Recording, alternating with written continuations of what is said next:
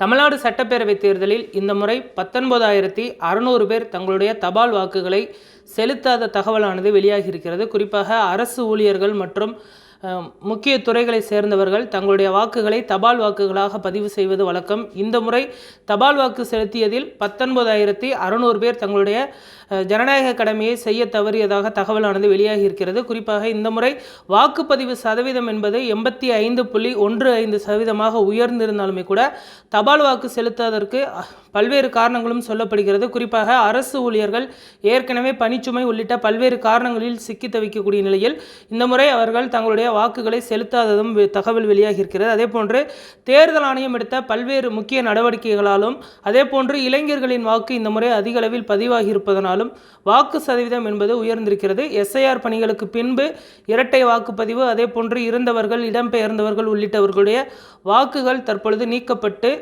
5,75,00,000 வாக்காளர்களில் 4,88,00,000 வாக்காளர்கள் தங்களுடைய வாக்குகளை செலுத்தியிருக்கிறார்கள். கடந்த முறையை போன்று இந்த முறையும் பார்த்தோமெனால் அதிக அளவிலான வாக்காளர்கள் வாக்குகளை பதிவு செய்திருக்கிறார்கள். இதில் சென்னையில் மட்டும் 83% வாக்குப்பதிவாகியிருக்கிறது. இது கடந்த முறையை விட அதிகம். கடந்த முறை 59% மட்டுமே வாக்குப்பதிவு நடந்த நிலையில் இந்த முறை அதிக அளவிலான வாக்குப்பதிவு நடந்திருக்கிறது. அரசு ஊழியர்கள் மற்றும் போலீசார் தபால் ஓட்டு போடாதது தற்பொழுது அதிர்ச்சியை ஏற்படுத்தியிருக்கிறது. குறிப்பாக சென்னை மாவட்டத்தில் உள்ள 16 சட்டப்பேரவை தொகுதிகளில் 28,93,305 வாக்காளர்களில் இதில் 74,089 வாக்காளர்கள் 18 வயது நிறைவடைந்தவர்கள்.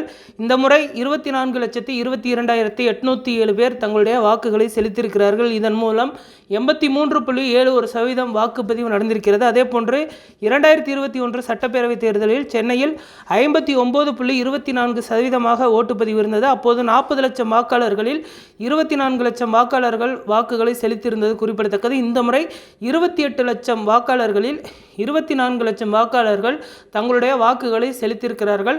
கடந்த முறை ஒப்பிடும் பொழுது இந்த முறை வாக்கு சதவீதம் என்பது அதிகரித்திருக்கிறது. ஆனால் வாக்காளர்களின் எண்ணிக்கை என்பது குறைந்திருப்பதாக தகவல் கிடைத்திருக்கிறது. குறிப்பாக பார்த்தோமெனால் முதல்வர் மு க ஸ்டாலின் போட்டியிடும் கொளத்தூர் தொகுதியில் 2021 1,71,000 வாக்குகள் பதிவான நிலையில் இந்த முறை 1,82,364 ஓட்டுகள் பதிவாகியிருக்கிறது.